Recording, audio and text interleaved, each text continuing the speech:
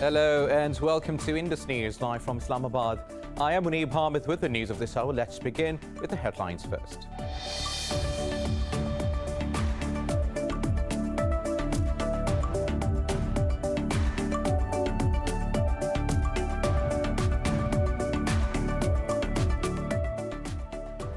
Myanmar's military has declared martial law in some parts of the country after thousands rallied against the coup. Police used water cannons to disperse the anti-coup protesters who gathered in Yangon for the fourth consecutive day.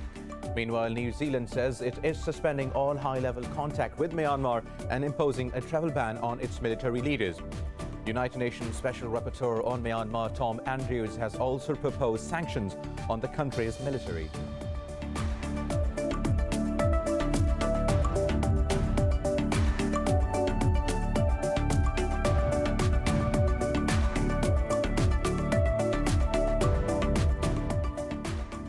A complete shutdown is being observed in Indian-occupied Jammu and Kashmir to mark the 8th martyrdom anniversary of Kashmiri leader Muhammad Afzal Guru. Thousands of personnel of Indian Army, police and paramilitary forces have been deployed to prevent protests. In 2013, India secretly hanged Guru without plausible proof after accusing him of involvement in the 2001 parliament attack.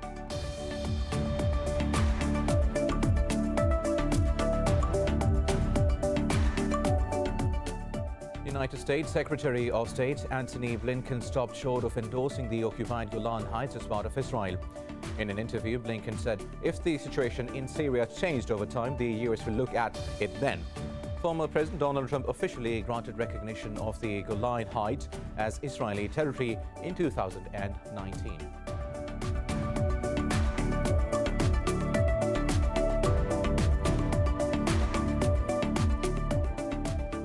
The World Health Organization has warned against dismissal of AstraZeneca vaccine a day after South Africa delayed its immunization drive.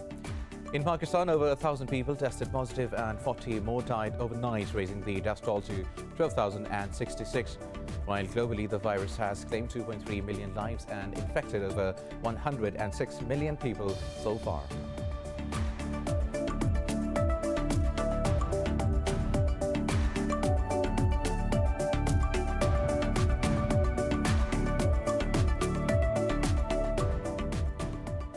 And in cricket, England have crushed India by 227 runs in the first test at Chidambaram Stadium, Chennai. Chasing a target of 420 in their second innings, the hosts were bowled out for 192 on the final day. England are scheduled to play a 4-match test series, 5 T20s and 3 one-day internationals in India.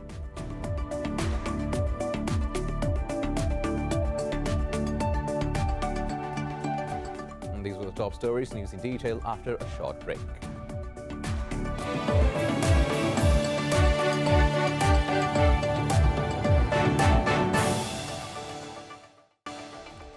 Welcome back. Now let's have the news in detail. We'll start from Myanmar, where the military has declared martial law in some parts of the country after thousands of people rallied against the coup.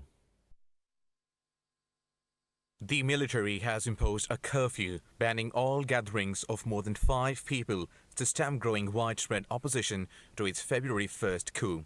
But protesters have vowed to continue non-violent actions against the coup. Police used water cannons to disperse the protesters who gathered in Yangon for the 4th consecutive day. Meanwhile, New Zealand says it is suspending all high-level contact with Myanmar and imposing a travel ban on its military leaders. New Zealand's Prime Minister Jacinda Ardern says Wellington will ensure its aid program to Myanmar is not delivered with or benefits the military government. United Nations Special Rapporteur on Myanmar, Tom Andrews, has also proposed sanctions on the country's military. The United Nations Human Rights Council will hold a special session on Friday to discuss the crisis. Now in Indian-occupied Jammu and Kashmir, a complete shutdown is being observed to mark the 8th martyrdom anniversary of Kashmiri leader Muhammad Afzal Guru. The All Parties Hurriyat Conference and other pro-freedom organizations called for the shutdown. Thousands of personnel of Indian Army, police and paramilitary forces have been deployed to prevent any protests. In a statement, the Jammu and Kashmir National Front said that the execution was a ruthless murder of justice. They said there is no justice for Kashmiris in Indian courts as they have become a tool in the hands of the government. In 2013, India secretly executed Guru with plausible proof after accusing him of the involvement in the 2001 parliament attack. His family still awaits the return of his remains, which were buried in the Indian jail, where he was kept in solitary confinement for 12 years. Meanwhile, Indian occupying forces have arrested several youths, including a woman in Srinagar and Shopian districts. Also in Indian-occupied Kashmir, a family of a teenage boy has been charged under anti-terror law for demanding the return of their son's body, who was killed in a fake encounter. Police have charged 7 people, including father of a teenage martyred by government forces under the stringent law. 16-year-old Athar Mushtaq was among the 3 Kashmiri men martyred by Indian security forces on the 13th of December. New Delhi has refused to return the bodies to their families and buried them at a remote graveyard. Authorities in Indian-occupied Kashmir have buried more than 100 freedom fighters in unmarked graves. Now, U.S. Secretary of State Antony Blinken stopped short of endorsing the occupied Golan Heights as part of Israel. Former President Donald Trump officially granted recognition of the Golan Heights as Israeli territory in 2019. Now, in an interview, Blinken said if the situation in Syria changed over time, the United States will look at it then. The Secretary of State noted the territory was important for Israel's security but did not identify it as Israel. However, he said the Syrian government and Iranian-backed militias posed a significant security threat to Israel. Blinken also reiterated the Biden administration's commitment to retain the U.S. embassy in Jerusalem. Earlier, Biden's advisor said he would not withdraw U.S. recognition of Israeli sovereignty over the Golan Heights. Now, Saudi Arabia says it is committed to a Palestinian state with East Jerusalem as its capital. Foreign Minister Prince Faisal bin Farhan was speaking at an emergency meeting of the Arab League in Egypt's capital, Cairo. This report has details. The meeting comes in the backdrop of talks between the rival Palestinian factions Hamas and Fatah in Cairo. During his opening address, Arab League Secretary General said the Palestinian issue is the focus of Arab consensus. Ahmed Abul Ghaid called for the resumption of talks between Palestinians and Israel. Also speaking at the event, the Egyptian foreign minister said Cairo is working to ensure peace persists between Hamas and Fatah. Sameh Shoukry warned Israel against any change in the status of Jerusalem. In their closing statement, the ministers welcomed a ruling by the International Criminal Court on its territorial jurisdiction in Palestine, which concluded that it extends to territories occupied by Israel since 1967. The meeting also discussed the conflict in Yemen, with the Saudi foreign minister slamming Houthi attacks on civilian targets. Now, the United Nations says North Korea developed its nuclear and ballistic missile program throughout 2020. This was disclosed in a report of UN Security Council's North Korea Sanctions Committee. The report said Pyongyang continued to seek material and technology for its programs from abroad in violation of international sanctions. The committee said North Korea used the money stolen in cyber hacks to fund the program. It noted it was highly likely that a nuclear device could be mounted onto long, medium and short-range ballistic missiles. However, it was uncertain whether the developed ballistic missiles were resistant to heat generated during re-entry into the atmosphere. Meanwhile, the U.S. State Department said Biden administration planned a new approach to North Korea. Now, in a tit-for-tat move, Germany, Poland and Sweden expelled Russian diplomats amid tensions over the arrest of opposition leader Alexei Navalny. The move was carefully coordinated between the foreign ministries of the 3 EU countries. The 3 nations say their envoys were only performing their duties and were expelled unjustly. The Russian Foreign Ministry has called the move unjustified and unfriendly. It announced its expulsions last week while the EU Foreign Policy Chief was meeting Foreign Minister Sergei Lavrov. Later, upon his return to Brussels, Joseph Borrell said Moscow's move signifies that Europe and Russia are drifting apart. Now, the World Health Organization has warned against the premature dismissal of Oxford vaccine after South Africa delayed its inoculation drive. Globally, the virus has claimed 2.3 million lives and infected more than 106 million people so far. More in this report. As the world evaluates data about vaccination drives and processes new information about mutant variants, it is becoming increasingly clear that the immunization will take months more than previously estimated. South Africa has switched to Johnson & Johnson vaccine after data showed AstraZeneca's was not as effective against the local variant. However, it said it may roll out the Oxford jab step by step to assess its ability to prevent severe illness instead of completely ending it. We've proposed an alternative approach, a new approach to the way in which to roll out the vaccine. And one proposal that's currently being considered is to roll it out initially just in a stepped manner, where the first step includes about 100,000 individuals that are vaccinated, in which we monitor the hospitalization rates. Over in Europe, France's healthcare system has reached a breaking point with tens of thousands of patients mounting every day. In the United Kingdom, scientists have renewed calls for sweeping border curbs to protect the country's vaccination program against new variants. Meanwhile, recently released state statistics in Russia show it was the world's third worst hit country in 2020 with over 160,000 fatalities. In the United States, Republican Representative Ron Wright has passed away after contracting COVID-19, making him the first member of Congress to die from the disease. Meanwhile, U.S. President Joe Biden said the Trump administration provided inaccurate information to his team about the national crisis. When we started to try to figure out what we were going to do when we came into office, because there wasn't much of a transition, we didn't have we weren't given a lot of information, and some of the information we had turned out not to be accurate in terms of vaccine supplies. Meanwhile, Canada is not taking any chances and has extended the stay-at-home orders for Toronto by another 2 weeks. To uncomplicate the vaccination process of illegal migrants, Colombia has given temporary protective legal status to Venezuelan refugees. Meanwhile, Pakistan has recorded another 40 deaths from COVID-19 overnight, raising the death toll to 12,066. The Health Ministry says 1,008 new infections were detected since yesterday. The ministry says the infection tally has crossed 556,000. Over 512,000 people have recovered from the disease so far. The number of active COVID-19 cases in the country has topped 31,000.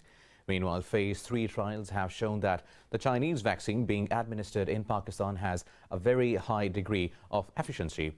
Special Assistant to the Prime Minister on Health, Dr. Faisal Sultan, says it prevents 100% of patients against severe disease.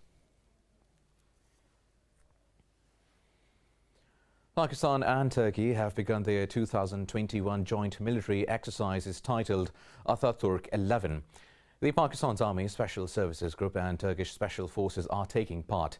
The 3-week-long drills kicked off with a special opening ceremony at the Special Service Headquarters in Tarbela.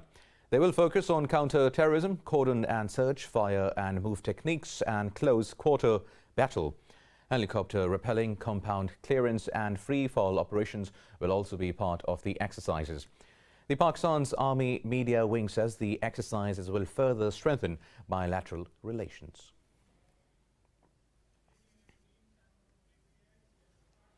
More news coming up in this bulletin after a short break. Stay with us.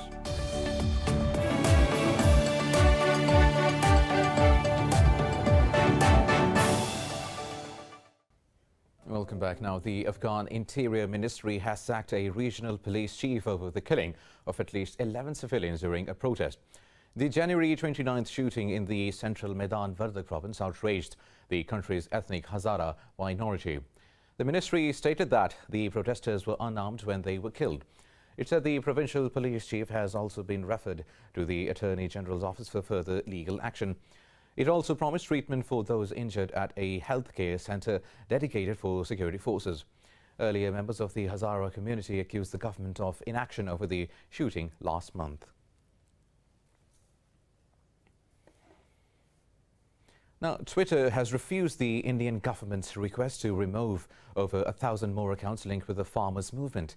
In a statement, the social media giant said it believes in an open and free exchange of information. Twitter added that the safety of employees is its top priority while also protecting the public conversation. Meanwhile, New Delhi police have arrested actor Deep Sidhu for alleged involvement in hoisting the flag at Red Fort on Republic Day. He had also been accused by farmer unions of trying to defame their agitation and termed him a traitor. Meanwhile, a farmers' union has announced to widen protests against the farm laws with grand meets in Uttar Pradesh on February 16 and 23rd. Moving on now, Beijing has denounced recent U.S. Navy exercises in the South China Sea, calling them detrimental to regional peace and stability.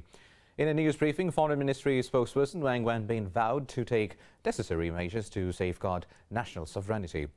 Wang said Beijing will work with regional countries to firmly safeguard peace and stability in the South China Sea. Earlier, the U.S. Navy said 2 U.S. carrier groups have conducted joint exercises in the sea. It said the exercises aimed at enhancing interoperability between assets as well as command and control capabilities. The exercise comes days after a U.S. warship sailed near Chinese-controlled islands in the disputed waters. Now, Britain has called for a reset in relations with the European Union and refinement of the post-Brexit trade deal. Cabinet Minister Michael Gove says trust was eroded when Brussels attempted to restrict COVID-19 vaccine supplies. Addressing a parliamentary committee, Gove slammed the bloc for putting its members above the people of Northern Ireland. He said the European Union's move will not serve the cause of peace and progress in Northern Ireland. Gove said movement on the issue was required to reach an appropriate reset of relations. Now, relations between London and Brussels worsened last month when the bloc threatened to stop vaccines from going into Northern Ireland. Now, the Pentagon has revealed that extremist groups aggressively recruit military service members just before they leave the official ranks. Pentagon spokesperson John Kirby said the department needs to re-evaluate the process of educating potential recruits when they are still civilians. Kirby also indicated the start of training programs for soon-to-be retired personnel about the influence of extremist groups outside service. Earlier, an analysis of the Capital Writers found that 20% of the people were either active duty service members or veterans. Later, Pentagon announced to investigate whether it has adequate procedures to prevent extremists from joining the military. Last week, U.S. Defense Chief Lloyd Austin also ordered a military-wide stand-down to address extremism in the ranks.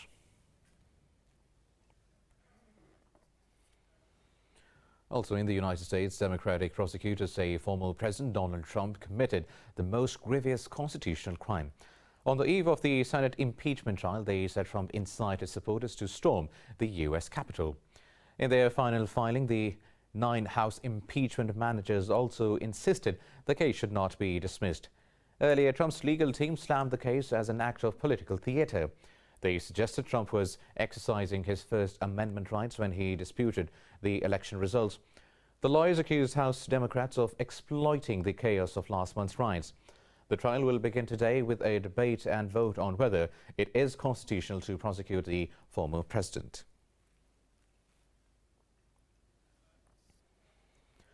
The U.S. state of Georgia has opened a probe into former President Donald Trump's efforts to overturn the 2020 election results. Secretary of State Brad Raffensperger called after Trump was recorded in January to phone conversation, in which he pressured Raffensperger to overturn the state's election results based on unfounded voter fraud claims. A spokesperson for the Secretary of State's office described the investigation as fact-finding and administrative. He said any further legal efforts will be left to the Attorney General. Earlier, 2 Democratic members of the U.S. Congress asked the FBI to launch a criminal probe into the call. Now, the U.S. says it aims to strengthen economic and trade ties with Brazil, but will communicate concerns. At a White House briefing, Press Secretary Jen Psaki said Washington will closely monitor Brazil's actions on human rights and climate change. Psaki said President Biden announced an additional $300,000 in funding to bolster Brazil's COVID-19 response. She said the U.S. was the largest investor in Brazil and will continue to bolster trade relations in months ahead. Meanwhile, Brazil welcomed the remark, saying it looked forward to expanding trade ties with the United States while addressing the concerns. Earlier, the Democrat-led House slammed former President Donald Trump for costing up the Brazil despite its disregard for human rights.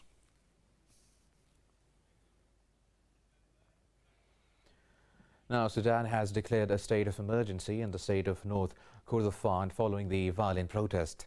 The state's governor said the curfew has also been declared to protect the lives of citizens and their properties. He said the protests in the states have been accompanied by acts of violence. Students have been protesting in Al Obeid in North Kordofan to demand the provision of basic necessities. However, the protests turned violent when demonstrators started burning public and private properties.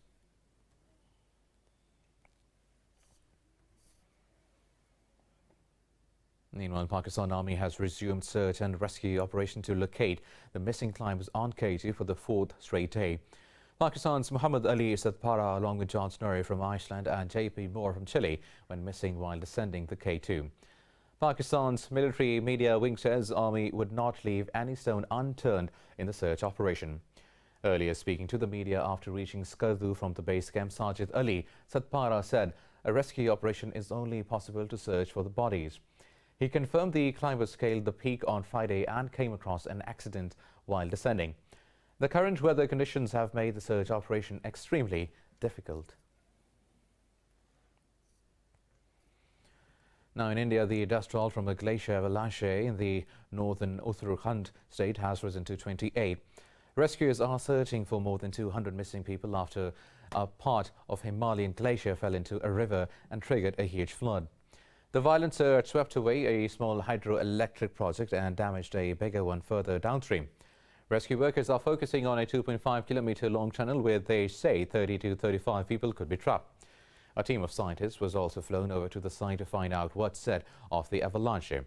Earlier, officials say 25 people have been rescued so far. Moving on now, the United Arab Emirates' first mission to Mars is due to enter the red planet's orbit today. The HOPE probe project director Omran Sharaf says it's a very critical phase which would define whether the probe reaches Mars or not. He says the spacecraft would crash on Mars if its speed is too slow and might skip landing on the planet while going too fast. Currently moving at over 120,000 kilometers per hour, it must fire its braking engines for 27 minutes to be sure of being captured by the red planet's gravity. The UAE authorities say HOPE probe will be the first investigation to provide a complete picture of the Martian atmosphere. The Mars mission has cost $200 million. The spacecraft was launched from Earth 7 months ago on 19th of July last year. The coronavirus pandemic has transformed the lives of millions of people. Some, like Amazon boss Jeff Bezos, grew richer, while others, including those working in Indonesia's informal sector, were pushed to the brink of poverty. More in this report. Indonesian single mother Priyanti bows stiffly like a robot as she and her 5-year-old son, their bodies gleaming in silver paint, appeal to passers-by for an occasional coin at a busy intersection outside the capital, Jakarta. They are among a group of people dubbed Silver People, who used this strategy to draw attention, while struggling to make ends meet after the coronavirus pushed Southeast Asia's largest economy into recession last year. My name is Priyanti. I am 29 years old. I've been working like this for 3 months to support my 2 children. It is difficult to find a job, and I'm not ashamed to work like this, even though many people insult me. What is important is to find food for my children. I am very grateful to God for this blessing and keeping us healthy. Priyanti uses homemade paint, a mixture of screen painting powder and cooking oil, to coat their bodies and add a dramatic effect to the robot act. She says the silver paint causes no ill effects. Some give, some don't. Sometimes people give enough, thank God. I'm here as often as I can be. Sometimes after a whole day, from day to night, I only get $3.58. And some days I can get up to $5, thank God. Government statistics show that Indonesia's poor account for 26.42 million of a population of over 270 million, a number that grew by 1.63 million over the period from September 2019 to March 2020, onset of the pandemic.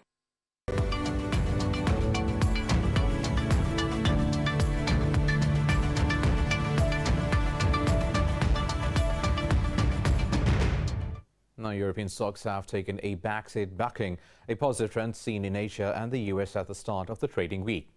The pan-European stock 600, Frankfurt's DAX and Italy's FTSE MIB have slipped marginally. London's FTSE has also dipped under the flat line fractionally, but the CAC 40 in Paris has managed to edge up slightly. Earlier, most Asian stocks gained over the global rally that saw US stocks hit record high.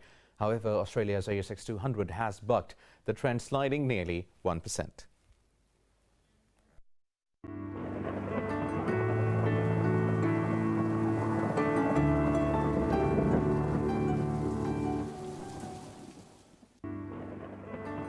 And now let's have a look at the weather updates across the world.